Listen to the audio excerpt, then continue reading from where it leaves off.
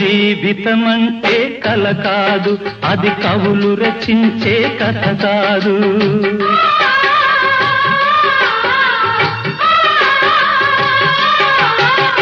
జీవితమంటే కల కాదు, అది కవులు రచించే కథ కాదు. కనుమరుగైనది సిరి కాదు, అది మనదని తలచుట సరికాదు. కుడి ఎడమైతే పొరపాటు లేదను నానుడి సత్యం కాదు, ఇది అందరికి అర్థం కాదు. ఓ